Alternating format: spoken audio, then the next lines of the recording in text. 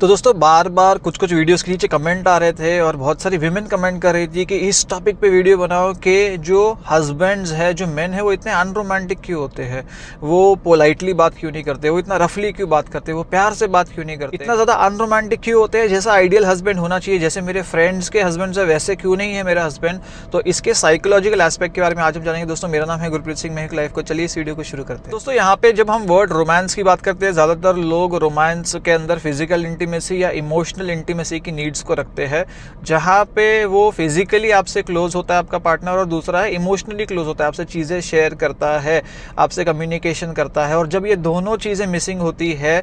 तो विमेन को लगता है कि हस्बैंड बहुत ज़्यादा अनरोमांटिक है, और उसी के कारणों के बारे में आज हम बात कर रहे हैं। अब क्योंकि हर एक पर्सन की जो अपब्रिंगिंग है वो अलग अलग जगह पर हुई है, तो उसकी जो लव लैंग्वेज है वो डिफरेंट है, या उसने जो पेरेंट्स को जिस तरह से प्यार को व्यक्त करते हुए देखा है वो डिफरेंट है। सो हो सकता है कि आपके जो हस्बैंड का वे है लव एक्सप्रेस करने का और आपका जो वे है लव एक्सप्रेस करने का, वो दोनों मिसअलाइंड है, दोनों कॉमन नहीं है, दोनों सेम नहीं है। और इसकी वजह से आपको लगता है कि जिस तरह का लव या जिस तरह का रोमांस या जिस तरह का जो रोमांटिक फीलिंग्स मुझे चाहिए हस्बैंड से वो मुझे नहीं मिल रही है, और आपको लेफ्ट आउट फील हो सकता है। अब सेकंड है कि बहुत बार जो हस्बैंड्स है वो इस तरह के रूटीन में पड़ जाते हैं। जब मैरिज नहीं होती है तो उस विमेन को पाने की जो इच्छा होती है, क्यूरियोसिटी होती है, या जो खोने का डर होता है वो मेंटेन रहता है, पर मैरिज के बाद वो डिमिनिश हो जाता है और आपको लगता है कि यार ये यहीं तो रहने वाली है, कहाँ जाएगी। तो इसकी वजह से जो होता है, जो एक्सप्रेशन है वो कम हो जाता है, रूटीन में पड़ जाते हैं, कंफर्ट लेवल बहुत ज़्यादा बढ़ जाता है, खुद के ऊपर सेल्फ ग्रूमिंग है वो ना के बराबर हो जाती है, क्योंकि ऑलरेडी एक्सेप्टेंस मिल चुका है। जब आपकी गर्लफ्रेंड थी तो आपको एक्सेप्टेंस पाने के लिए अच्छे से ड्रेसअप होना पड़ता था, या उस पर्सन को खुश करना पड़ता था, या उस पर्सन के हिसाब से चलना पड़ता था, या आपको एटिकेट्स फॉलो करनी पड़ती थी। तो ये सारी चीज़ें मिस आउट हो गई क्योंकि अभी ऑलरेडी एक्सेप्टेंस मिल गया, स्टैंप लग चुका है। तो इस वजह से जो रूटीन्स की वजह से बहुत सारे जो लोग हैं हस्बैंड्स है वो अनरोमांटिक इस तरह से लग सकते हैं। बहुत बार देखा गया है कि जो हस्बैंड्स है उनकी जो अपब्रिंगिंग जिस तरह से हुई है, और वो अपब्रिंगिंग के अंदर उन्होंने अपने जो पेरेंट्स देखे, हो सकता है वो आइडियल कपल ना हो, या बहुत सारा फाइट्स करते हो, या एरोगेंटली रिप्लाई करते हो, या रूडली रिप्लाई करते हो, या वो मेल डोमिनेंट सोसाइटी जैसे बिहेव करते हो, जहाँ पे जो मैन है उसके पास ज़्यादा पावर होती थी और विमेन को वो दबाता था। तो इस तरह की जब अपब्रिंगिंग के थ्रू भी बहुत सारे जो हस्बैंड्स हैं वो आते हैं, तब उन्हें समझ नहीं आता है कि जो वाइफ की एक्सपेक्टेशन है उन्हें अनरियलिस्टिक लगने लगती है। उसको लगता है कि यार मेरी मॉम तो अच्छे से इसी तरह के एनवायरनमेंट में रह रही थी, पर ये क्यों ऐसे बोल रही है कि उसको अच्छा नहीं लग रहा है, उसको हर्ट हो रहा है, उसको परेशान हो रहा है, कुछ एलिनेशन वाली चीज़ें की बातें कर रही है ये। तो इस वजह से ये जो मिसमैच है वैल्यू सिस्टम का, ये भी इस तरह की फीलिंग्स लेके आ सकता है कि हस्बैंड अनरोमांटिक है। बहुत बार जो हस्बैंड्स होते हैं वो बहुत तरह के स्ट्रेसेस के थ्रू जा रहे होते हैं, क्योंकि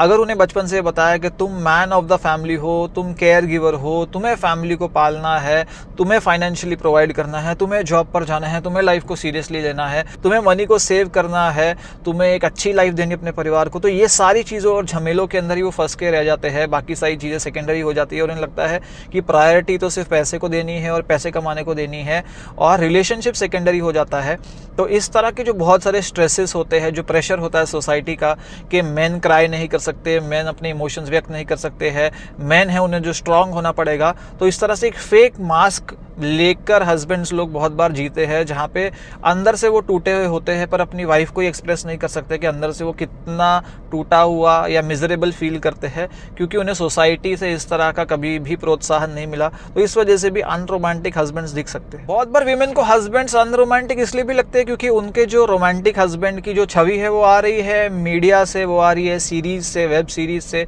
वो आ रही है ड्रामा के थ्रू, मूवीज के थ्रू, जहाँ पे उन्होंने जो हस्बैंड जो रोमांटिक होते हैं उनके जो कैरेक्टरिस्टिक्स देखे हैं, जो हीरो के कैरेक्टरिस्टिक्स देखे, वो बिल्कुल भी हस्बैंड के साथ मैच नहीं करते हैं। जिस तरह से वो क्यूरियोसिटी बनाए रखते हैं रिलेशनशिप के अंदर, सरप्राइजेस देते रहते हैं, घुमाने लेके जाते हैं, स्वीट वर्ड्स बोलते हैं,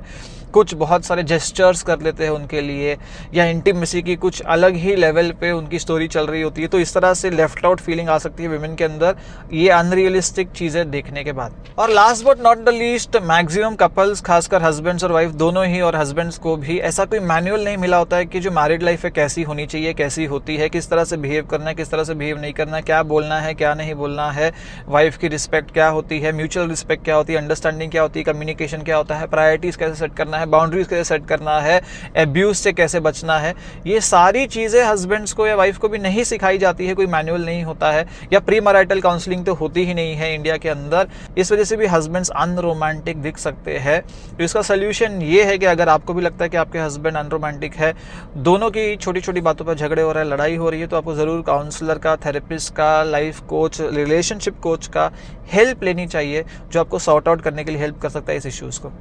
दोस्तों, अगर आपको वीडियो पसंद आए, लाइक करिए, कमेंट करिए, शेयर करिए, सब्सक्राइब करिए चैनल को और देखते रहिए लाइफ कोच।